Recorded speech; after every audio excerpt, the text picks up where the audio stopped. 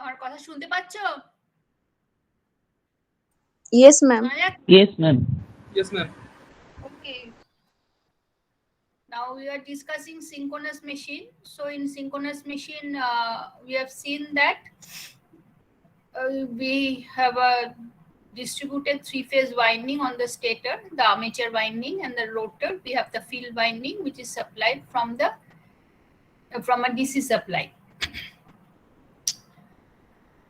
And we have derived the distribution and pitch factor for the distributed winding, and also we have derived the distribution of MMF distribution of a distributed winding. We have seen that if we have a single phase distributed winding, we will have a pulsating field,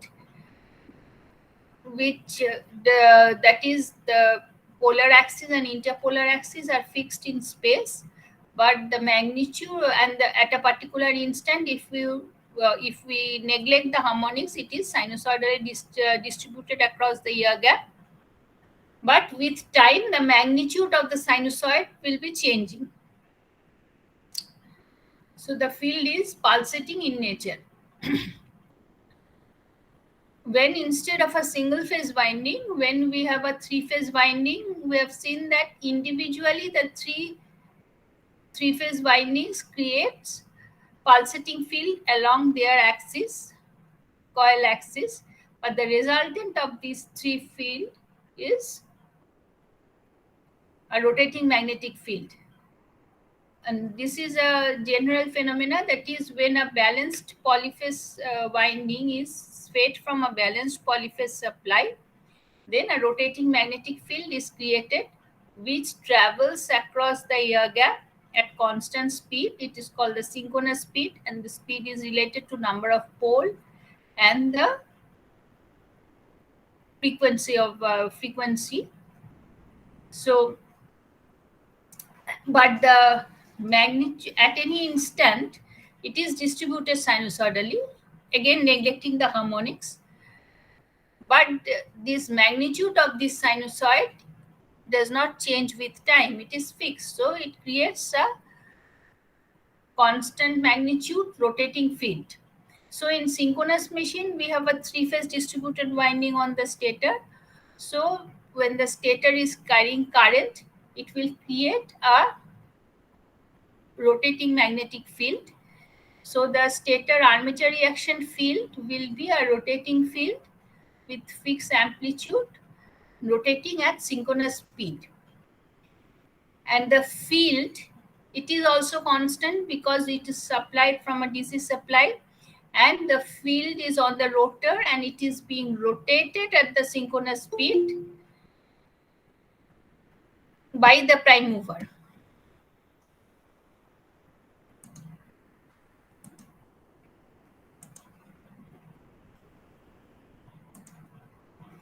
So basically we have two magnetic fields. One is the field if this two MMF, that is FF created by the field winding, and FA created by this is the armature reaction field created by the current flowing through the three-phase armature winding. And as both these MMFs are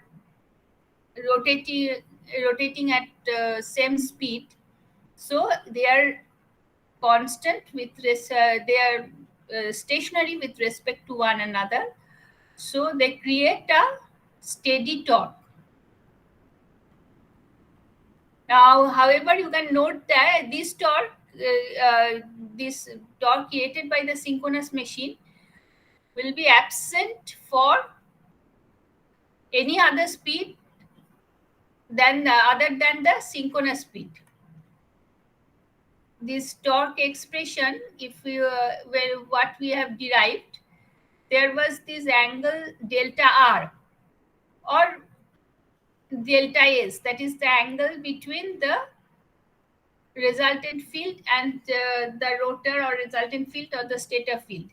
Now, actually, if the speed of the two MMFs are not equal, if they travel at different speed, then what will happen? these angle will be changing with time. So and this is a sine wave, so average value will be 0. So no torque is generated when the two fields are rotating at different speed. So this torque is created only at synchronous speed. So synchronous torque is 0 at all other speed. And that's why when we go for the motor, we will see that synchronous motor does not have a starting torque. The motor you have still now studied, the DC motor and the induction motor, both have a starting torque, self-starting torque. We use starter in both the machines, but the starter does not provide the starting torque. The reason for providing starter is totally different. In case of DC machine, as the induced EMF is 0 at starting, so if we apply the full voltage, the current will be very high because armature resistance is small. So to limit the armature current, we have to drop the voltage appearing across the armature. And so basically starter is used for that purpose. That is, we have to reduce the voltage at starting. For induction motor, however, the starting current is not that high, might be 6 to 7 times the full load current, which the motor can withstand for a few seconds. But and the motor can be started direct online also. But we have different starting methods to avoid the voltage dip in the supply due to this current, due to sudden increase in current. So which will affect the other loads connected to the supply. But in case of synchronous motor, it does not have a starting torque. This synchronous motor will only operate, the synchronous torque will only appear once the rotor has started moving at synchronous speed. So it has to be started by some means so that the rotor can attain the synchronous speed. Then only it will go on rotating at synchronous speed. So anyway, synchronous motor we will discuss at the end. Now we were discussing the phasor diagram of the cylindrical rotor motor. That the figure what I have shown is a cylindrical rotor. Now cylindrical rotor machine, this is for the generator. So cylindrical rotor machine, what happens, the rotor is cylindrical. On the cylindrical rotor, we will have slots in which the field winding is housed. So the typical characteristic of the cylindrical machine is that the air gap will be substantially constant. So due to the constant air gap, the reluctance of the air gap is constant. That's why the relationship between the flux and the MMF is linear. That is, we have this resultant MMF is the summation of field MMF plus armature reaction MMF, the vector sum. So if we divide all this MMF by constant reluctance, we will have the resultant flux will be summation of field flux and the armature reaction flux. Now,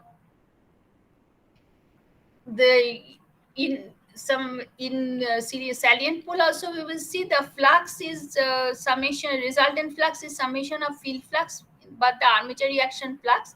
But the difference is that in this cylindrical rotor machine, there the phasor relationship co-phasor, that is the MMF and flux are along the same direction. So but in case of salient pole machine, we will see that the flux, the resultant flux and this resultant MMF will not have the same, will not be along the same direction. That is, this angle between FA and FR and angle between phi R and FA will no longer be equal because of the difference in reluctance. Now, actually, amongst the phasors, that MMF phasor is basically space phasor. That is, when we say that the mmf, field mmf and the armature reaction mmf are in this case displaced by 90 degree, then this angle is basically the physical angle.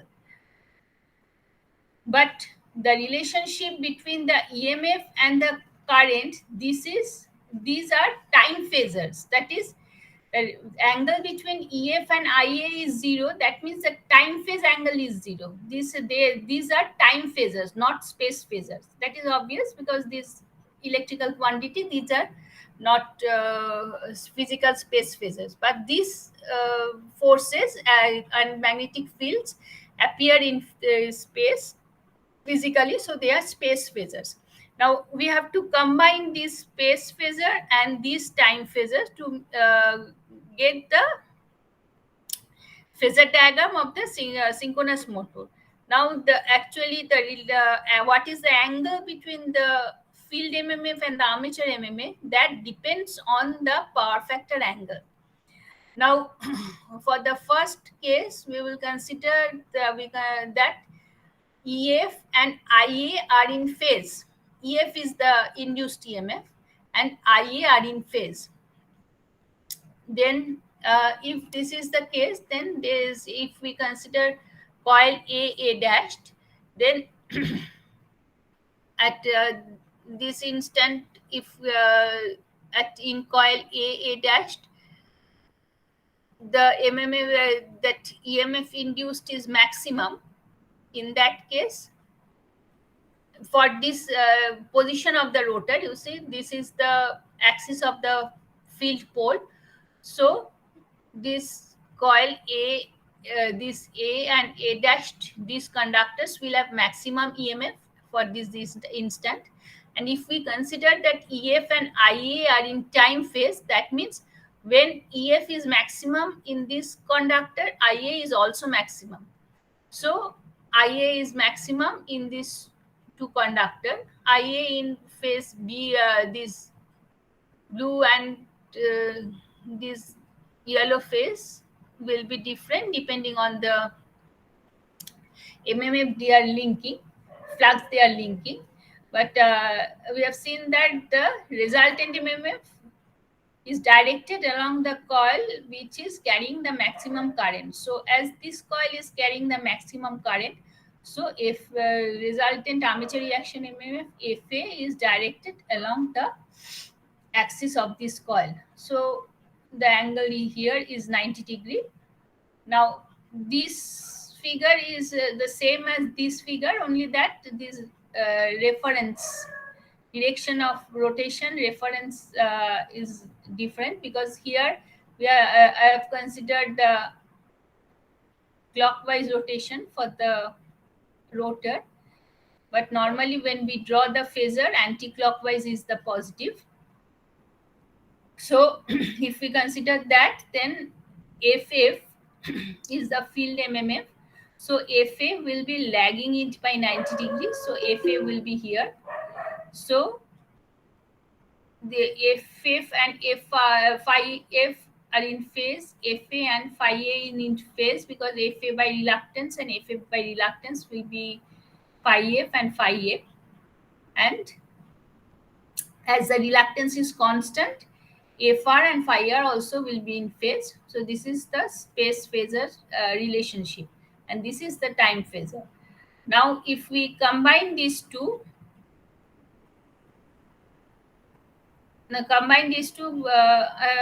just if we put this one here, now the logic is that ff is the field mmf which will induce the emf. Now induced emf will lag by 90 degree, so ef position will be along this line, so ia also will be here. So you can see that fa and ia will be phase, and that is logical because fa is created by ia, or the armature current.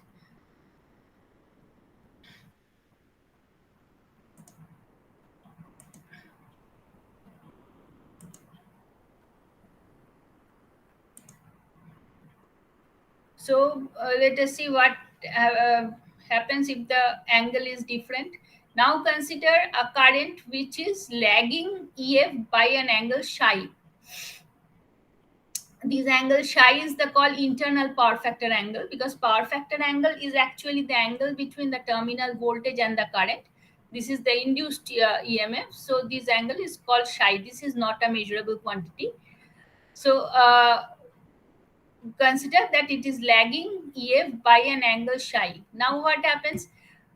For this position of the rotor, the EMF is still maximum in these conductors A dashed, but the current is not maximum there. Current is lagging. So current will be maximum in some conductors, say A1 and A1 dashed, which is lagging these conductors by an angle psi. Now, please note I have drawn a two-pole machine, so the electrical angle and the mechanical angle are same. So this is easier to visualize. That is just the reason. So if this is the case, then FA will be directed along the axis of this coil, AA1 dash. So FA direction will be this. So the angle will be basically 90 degree plus psi. So again, if we draw the MMF phasors or the space phasors, that is FF plus FA, this angle is 90 plus psi. So this is FR. Now again, if we place this time phasors on the same diagram, so FF induces EF, so EF will be along this line, and IA is lagging by psi degree, so IA will be along this. So again, IA and FA are in phase because IA is the current which is creating FA. So these are the equation, that is FR is equal to FF plus FA. So FR divided by the reluctance equal to FF divided by the reluctance plus FA divided by the reluctance. So your phi R, or the resultant flux, is equal to field flux plus armature reaction flux.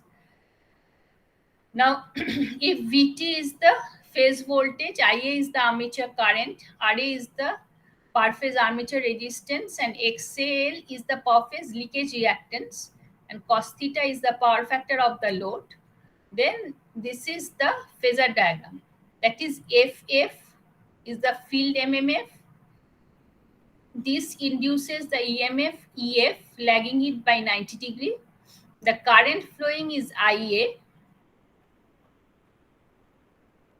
So FA is a phase armature reaction in phase with IA. So FF plus FA, this will be the resultant MMF FR.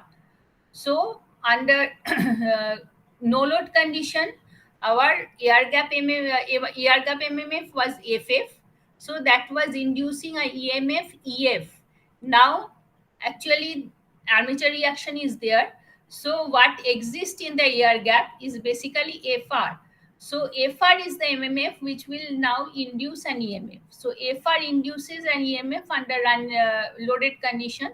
So that EMF will lag FR by 90 degree. This is called ER. ER is called the air gap voltage, or the EMF induced under loaded condition. So ER is the induced voltage under loaded condition. So the machine has got internal drops, that is due to the leakage reactance of the armature coil and the resistance of the armature coil. So ER minus this drop will be the terminal voltage VT. So this will be VT. So VT plus IARA plus JIAXL is ER, or the air gap voltage. There is a difference between EF and ER, that is the induced EMF, which was EF under no load condition, now has changed to ER.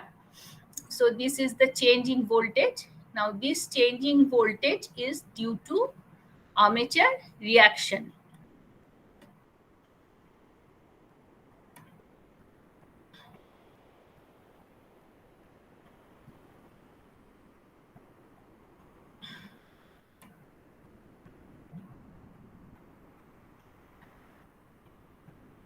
Now, like DC machine, this synchronous Generator also will have certain characteristic. So now we will go for voltage calculation of voltage regulation. Now, what is voltage regulation? Voltage regulation is basically the change in voltage. What I shown, that is the EF was the open circuit voltage. Now, when the machine is loaded, the voltage has changed. The terminal voltage has now changed to VT.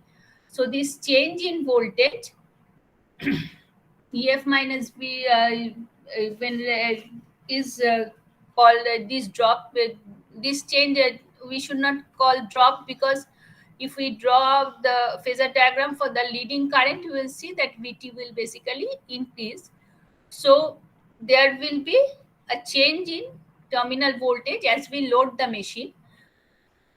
So this change in voltage, which is that is which is important, because as these machines are being used for voltage generation, so we want the terminal voltage to be constant. So if it is seen from here that if we keep the field current constant, then as we load the machine, terminal voltage will change. So if we want to keep the terminal voltage constant, so with load we have to adjust the field excitation. So for that, we should know the voltage regulation. That is how, what is the change in voltage due to loading. Now, obviously, these machines are of large rating, and it is not possible to load the actual machine to calculate its voltage regulation, because that will create incur huge energy loss, and that is impractical. That is, we have to arrange the load also. So there are test methods by which we can determine the voltage regulation of the machine. Now, to determine the voltage regulation, we must know certain characteristic of the generator. Now, first one is the open circuit characteristic. As the name suggests, it is basically the plot between the field current or field MMF versus the open circuit voltage. Now, for this, the circuit is very simple. That is, the field is supplied from a DC source. This rheostat is inserted to vary the field current. I have shown as series resistance. Instead of that, we can have a potential divider also, that will have a better regulation. So we vary the field current, run the rotor at synchronous speed, and measure the open circuit voltage for different field current. So the plot between the field current and the open circuit voltage will give the open circuit characteristic. Similarly, we will have short circuit characteristic. Again, the short circuit characteristic is that we short the terminal through an ammeter. We vary the field current, and we note the field current and the armature current, and the plot between the field current and the armature current will give you the short circuit characteristic. Obviously, we cannot apply the full rated field current, because then the circulating current will be very large. The field current is regulated so that this current circulating does not exceed the rated value. So the characteristics will look like this. This will be the open circuit characteristic. Open circuit characteristic looks like follows the BH curve. You have studied the open circuit characteristic of DC machine transformers. In all the cases, this characteristic will follow the BH curve. Initially, it will be linear. Then, as the saturation sets in, the curve will become non-linear. However, the short circuit characteristic will be a straight line. Why it is a straight line? Look into this phasor under short circuit condition. What happens? Short circuit condition, the terminal voltage is 0. That means whatever voltage which is induced in the whatever with the air gap voltage ER, that is equal to the drop, that is IAXL and IARA drop. So IA is this angle between EF and IA is almost 90 degree. That is, IA is almost 180 degree opposing to FA. So FA, so FA or the armature reaction will be almost almost totally demagnetizing in nature, because whatever I have drawn, actually this angle will be larger than this, because this RA value will be very small compared to XAL. Normally, while analyzing the synchronous machine, we neglect RA. So this will be very small. So basically, this XAL will be just almost perpendicular. This will be very negligibly small, so it is difficult to show. So I have just exaggerated the value. So FA will be almost 180 degree opposing to FF. That means it is totally demagnetizing in nature. So the resultant MMF is very small. So there is no question of saturation, as FR is small. So the characteristic is linear. So the short circuit characteristic drop between the plot between the armature current and the field field current or field MMF is a straight line. And short circuit current is EF by approximately EF by IXAL. If you neglect RA, then this is 0. So EF is approximately equal to ER, that is equal to IAXAL. So short circuit current is EF by XAL. So this is 4.445 F N KW twice pi L. Ma'am, হ্যাঁ বলো। হ্যাঁ বলছি যে আগের এক্সপ্রেশনটা, আগের স্লাইডটা একটু যান। হ্যাঁ, এখানে মানে ইএফ বাই যে ক্যাপিটাল এক্স সাফিক্স এল আছে, এটা কি মানে লিকেজ রিঅ্যাকটেন্স আর মানে আর্মেচার রিঅ্যাকশনের জন্য যে রিঅ্যাকটেন্স আছে, মানে টোটাল সিনক্রোনাস রিঅ্যাকটেন্সটাকেই ধরা হচ্ছে?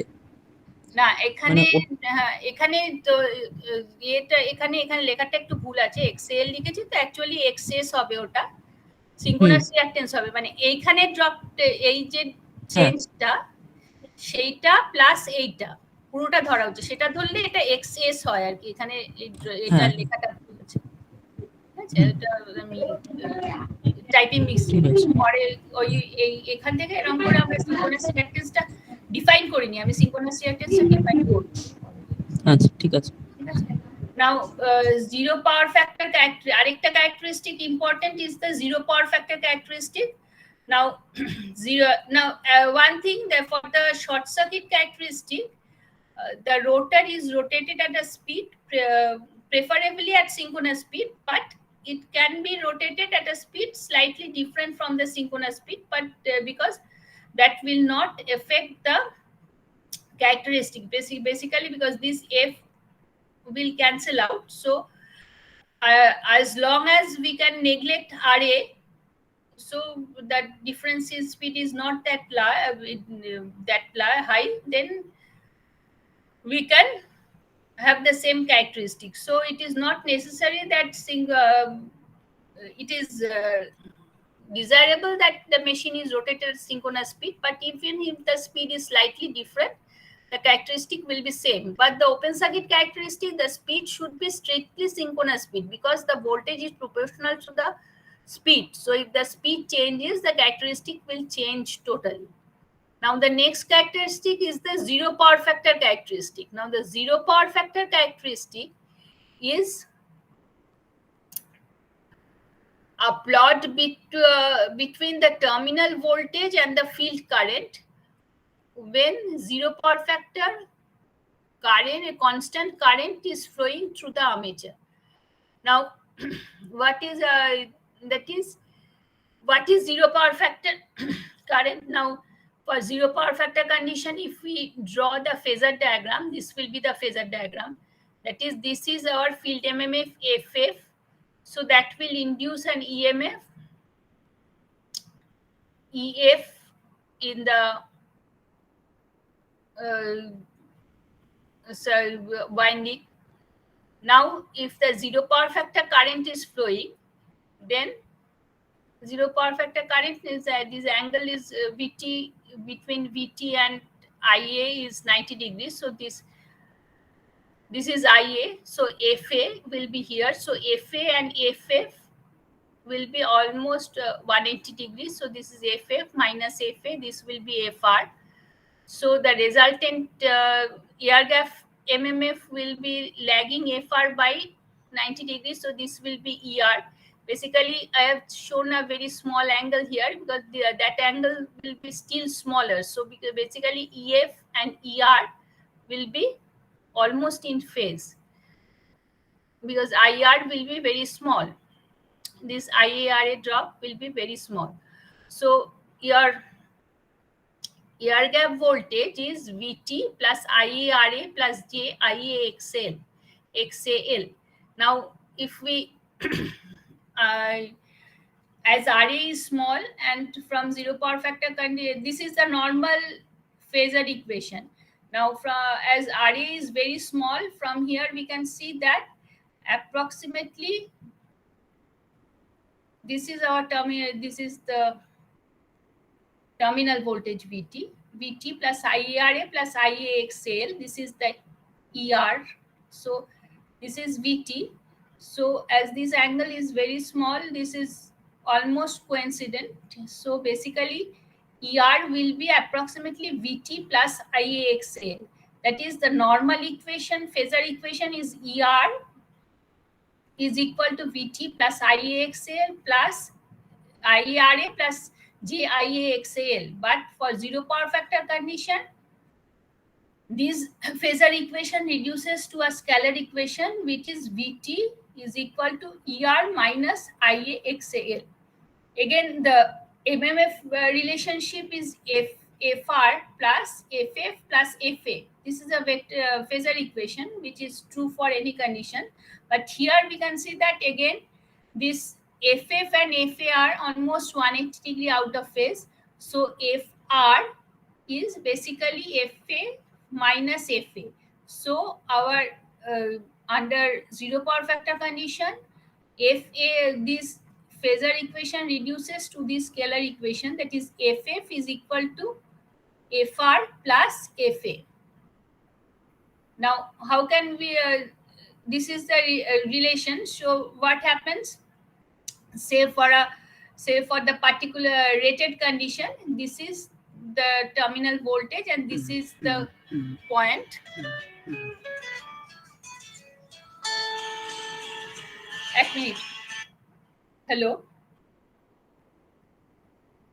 হ্যাঁ বলুন। হ্যাঁ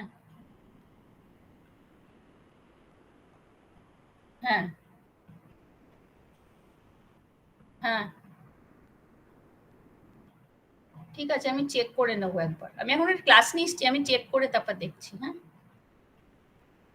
আচ্ছা।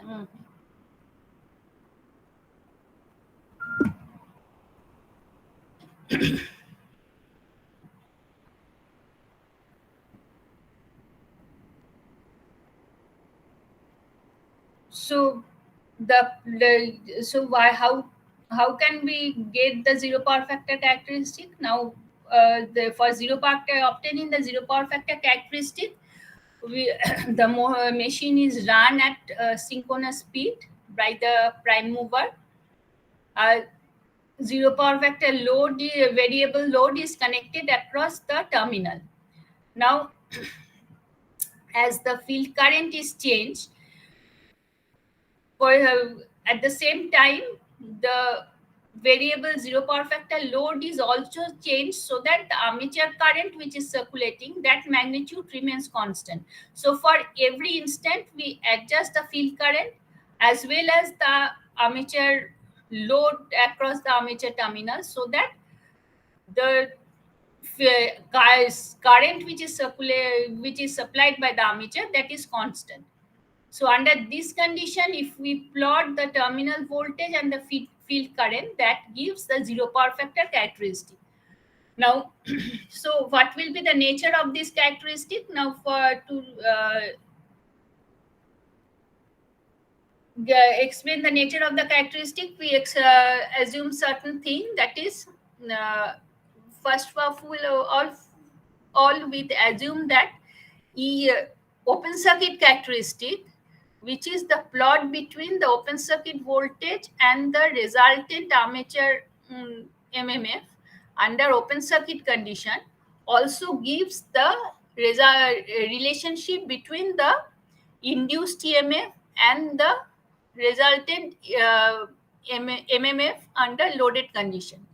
The logic is that under no load condition or open circuit condition, the MMF what is exist in the air gap is FF, so that induces an EMF EF, and the open circuit characteristic is a plot between EF and FF.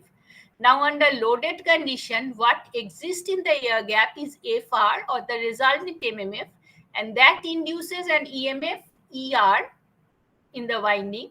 So neglecting saturation and other effects, this open circuit characteristic should also give the relationship between the induced EMF and unloaded condition, that is ER, and the resultant MMF FR.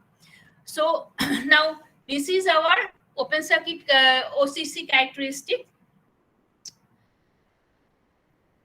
So and say this point is for the zero power factor characteristic for rated voltage. So this is the rated voltage. So correspondingly, this is the current. So FF versus VT, this is the zero power factor point for rated voltage condition. Now, from these two equations, what we have seen that ER should be VT plus IAXAL.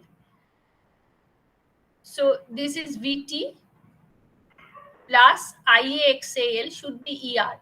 Now, we have assumed that ER and FR relationship is obtained from OCC.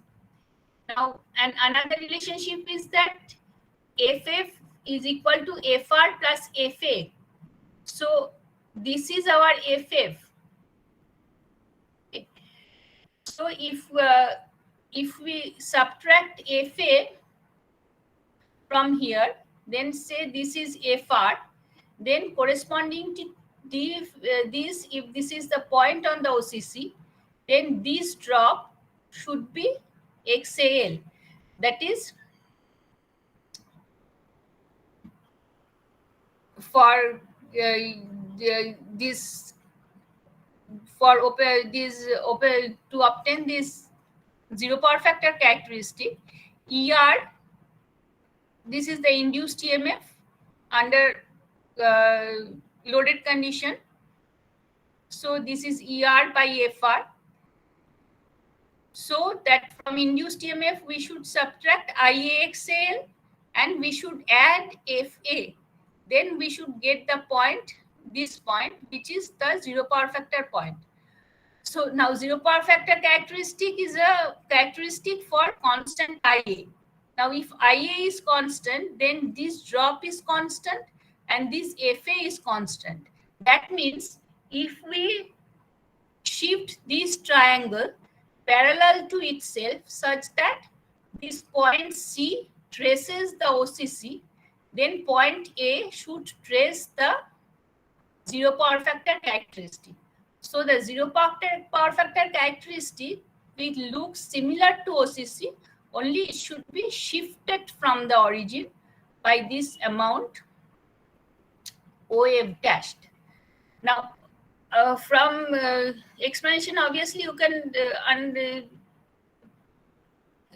you can understand that it is difficult to get a number of points to get the zero power factor curve, because we should have a variable zero power factor load, which is difficult to which is very difficult, and obviously it is not almost if not impossible, it is very difficult to obtain a variable zero power factor load with passive element, that is with resistance, inductance, capacitance, etc. Now in the when you perform test in the laboratory, you will see that when we perform the zero power factor characteristic, we control the power factor of the machine by controlling the mechanical and input and the field current, because as we go further, you will see that the power factor depends on the field excitation. For time being, that is the zero power factor characteristic, which is important for deriving the regulation. This is the plot between the terminal voltage and the field MMA for the field current when a constant zero power factor current is flowing through the armature, and the nature of the curve will be similar to the OCC. It is shifted downwards by the amount XAL, IA XAL, and shifted to the right by an amount FA, or the armature reaction. Now we will go to voltage regulation, and for calculation of the voltage regulation, these three characteristics will be important. Now voltage regulation is defined as EF minus VT by VT, and this is obviously a per unit quantity, that is the open circuit voltage minus the full load rated voltage divided by the full load rated voltage. Now it is important to know the voltage regulation, because when a load is thrown off, the voltage will rise. That is, say a generator is running with its rated voltage VT, then suddenly if the load is disconnected, the field current remaining the same, so the voltage will rise to the no load value EF. Then the type of automatic voltage control, also to keep the automatic voltage control equipment required, depends on the voltage regulation. That is, to as I have told that the machine is used for voltage generation, so we want that the terminal voltage should remain constant, and for terminal voltage to remain constant, we should then control its excitation so that the terminal voltage is remain constant. Now, how to control this excitation? That is controlled by automatic voltage control equipments, and so to have the characteristic of this voltage control equipment, we should know the voltage regulation of the generator. And the steady state short circuit condition and stability is affected by voltage regulation. When you study the stability condition, you will see that it is affected by voltage regulation. For parallel operation, the knowledge of voltage regulation is necessary. That is obvious, because when the machines are operating in parallel, so whenever the excitation changes, there will be a tendency to change the terminal voltage. So for parallel operation, regulation should be known. Now the first basic method is the MMF method, or synchronous reactance method.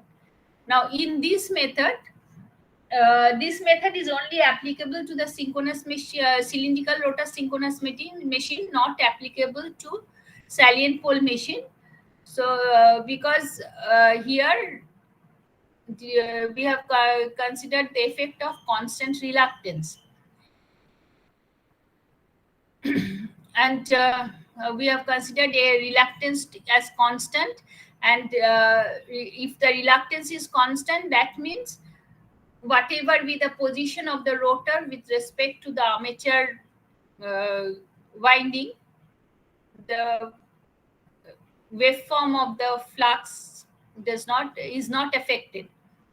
Now another thing, the saturation is neglected, and we saturation, when we neglect the saturation and we assume that iron part is iron part have constant permeability, and iron is infinitely permeable compared to the air gap. So it is assumed that the whole of the MMF is consumed by the air gap to establish the flux through the air gap.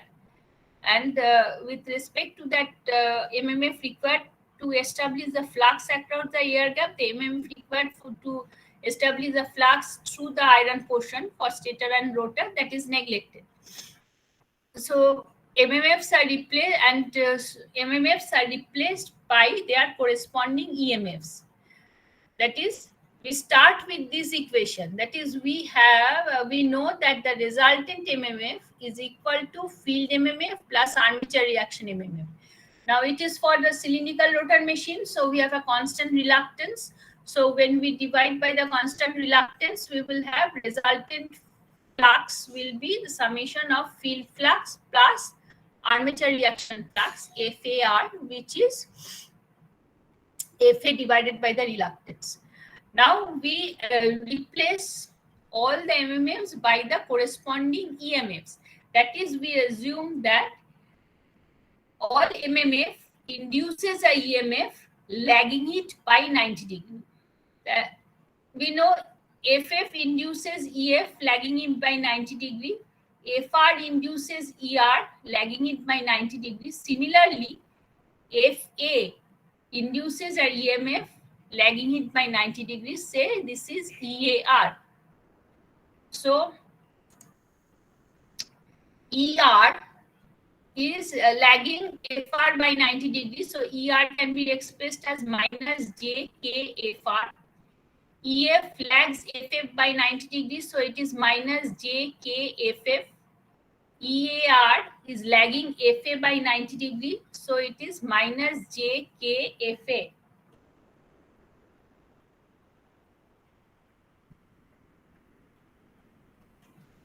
এক minute আমি আসি।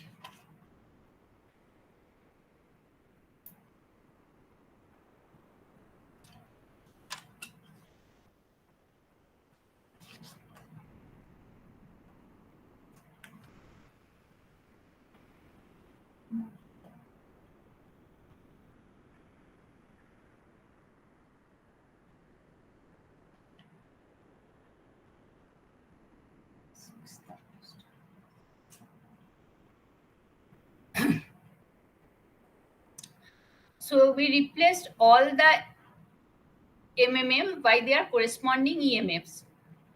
Now we have neglected saturation. So the armature reaction MMF is considered as proportional to armature current IA. So EAR, which is minus JKFA, is equal to minus JKC into IA, where C is a proportionality constant. Now this K is also a constant. The value depends on the slope of the air gap line. So this EAR can be written as the J is missing here, JXAR into IA. So this XAR is the reactance which will due to the armature, which will take care of the effect of armature reaction. Now ER is equal to EF plus EAR. So FA is equal to CIA, EAR equal to minus J CKIA, and this is equal to minus, this will be again J XARIA. So ER is equal to EF plus, instead of EAR, we're replacing here. So this is minus JCKIA. So if we change the signs, sides, so this will be EF is equal to ER plus JKCIA. Now again ER is equal to VT plus IA into RA plus JXAL. So EF is equal to, if we replace ER by this expression, VT plus IA RA plus JXAL. Again, I have missed the J here, J into CK. So this EF is equal to VT plus IA into RA plus J XAL plus J, there will be a J here, the J XAR. So if we combine this XAL and XAR, then we can express it as XS. So EF can be expressed as VT plus IA into RA plus JXS. Now this XS is XAL plus XAR is equal to synchronous reactance of the machine. So synchronous reactance is a fictitious reactance which takes care of the voltage drop due to the leakage reactance as well as the voltage drop due to the armature reaction. So basically you can see from this EMF method that armature reaction, effect of armature reaction, the change in voltage due to armature reaction is equivalent to a reactive voltage drop.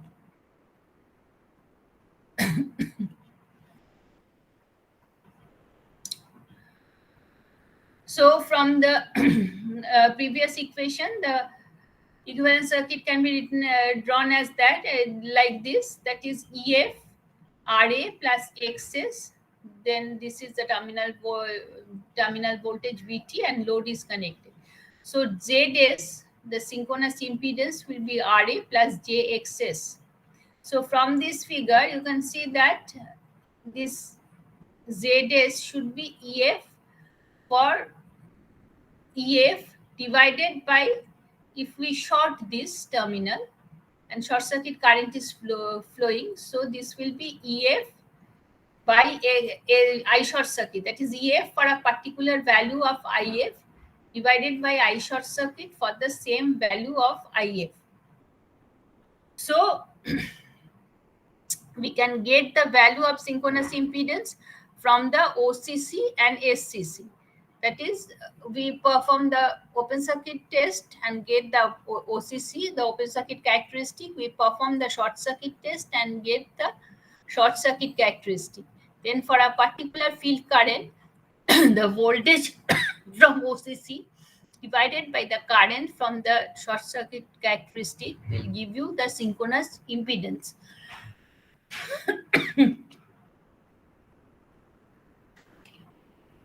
Now here see that this this portion of the OCC is linear. So in the linear portion, as the field current increases, both voltage and open circuit voltage and short circuit current increases. So synchronous impedance will be constant, but as soon as saturation sets in, as the field current increases, the open circuit voltage no longer increases proportionally, but the short circuit will increase proportionally. So the expression, that is EF by I short circuit, will decrease. So the curve, that is synchronous impedance by field current curve, is a nonlinear curve, initially constant, then it will, as saturation sets in, the value will decrease. So the value of ZS will decrease with increase of saturation.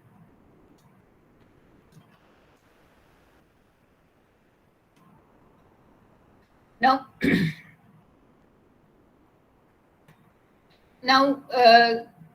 once we determine ZS, this RA, or the armature resistance, that can be measured by DC voltmeter ammeter method. The similar way you have measured the armature resistance of a DC machine, that is, we connect the DC supply through a resistance in series to the winding, and we change the resistance such that the current required current is flowing to the armature. Then the terminal voltage divided by the current circulating will give you the DC resistance. Now AC resistance is slightly more than DC resistance due to skin effect. So normally this DC resistance is multiplied by factor 1.2 to 1.3, to get the AC resistance. Once we get the resistance, then from knowing ZS, we can determine the synchronous reactance XS. Now, once we know the value, then from this equation, you can see that now we know RA and XS, which we have determined in the laboratory. So for any particular value of current IA and power factor, we can calculate the value, corresponding value of EF.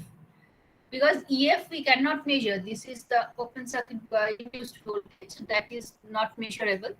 So, but on the right hand side, these quantities are all measurable. That is, we can measure the terminal voltage, we can measure the current, we also know the power factor angle.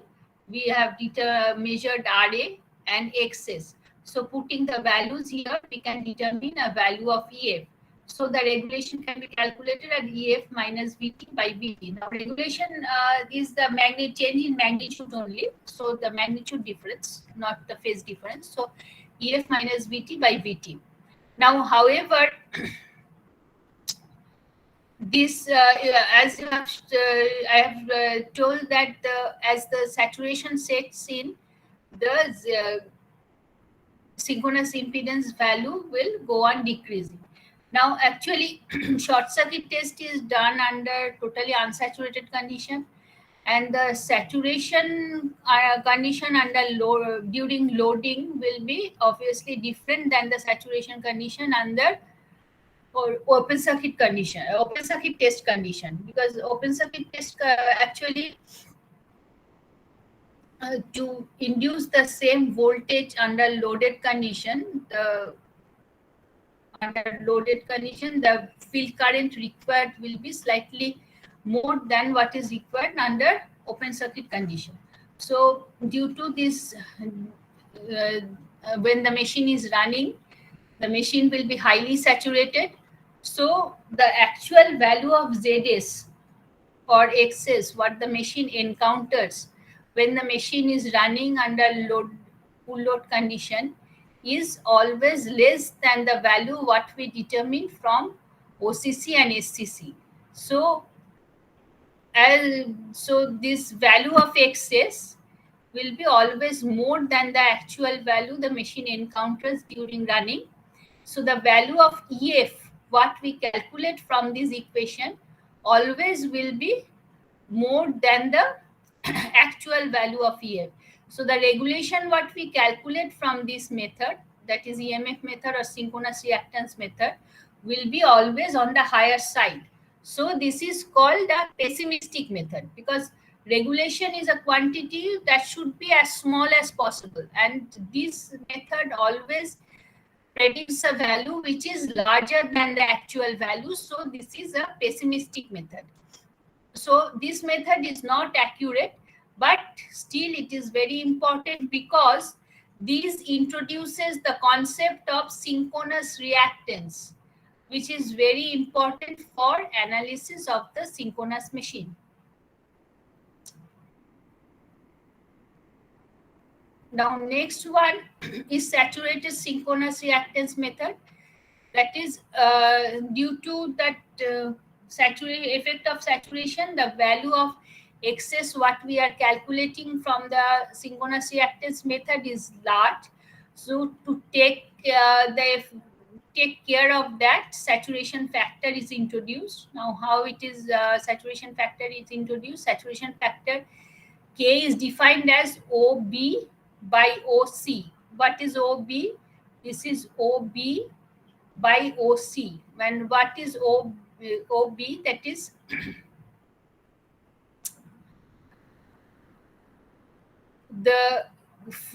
for this particular value of voltage, if there was no saturation, then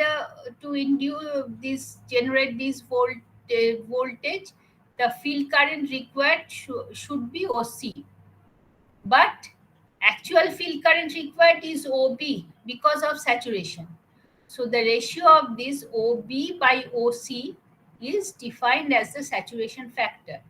Now, if we extend this air gap line and if we extend, draw this line BAD and this CF, then these two triangles are similar. This is parallel line, bases are parallel. So our OB by OC will be BD by CF. So again, CF is BA. So this is BD by BA. So what is BD? BD is for any particular field current equal to OB. So BD is the voltage what we get from the air gap line. Okay.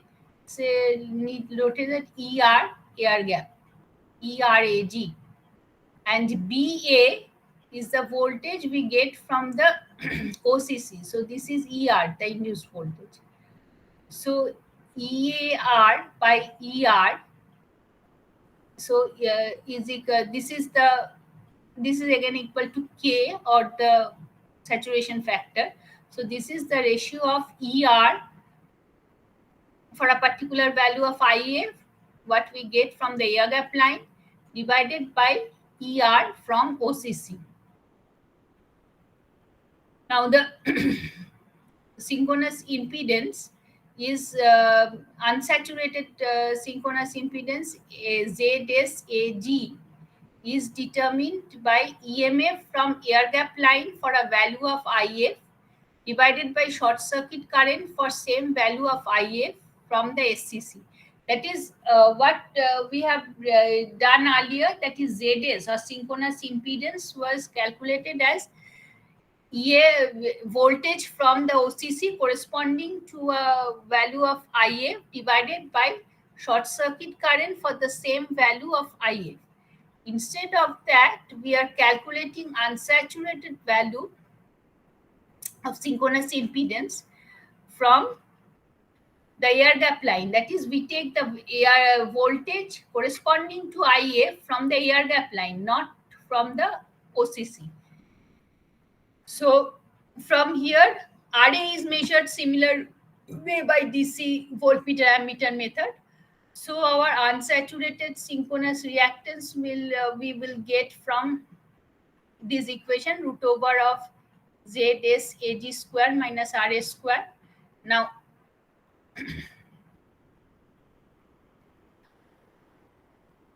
this synchronous reactance has two parts. One was the leakage reactance, and the other part was due to the armature reaction. Now the leakage reactance is really not affected by saturation because the leakage flux path is mainly through air. This is not affected by saturation. So saturation will affect mainly the armature reaction effect. So XAR unsaturated is calculated from XSAG, this value, minus the leakage reactance. So this is unsaturated value of armature reaction impedance is calculated. Then the saturated synchronous reactance XSS is calculated at XAL plus XA are unsaturated divided by the saturation factor K. Then the same equation is used. So instead of XS, we put the value XSS. This will give somewhat better result because we have considered the effect of saturation. Now, the next method we will discuss in the next class. So I will stop here today. Just go through it. If you have any question, you can ask me in the next class.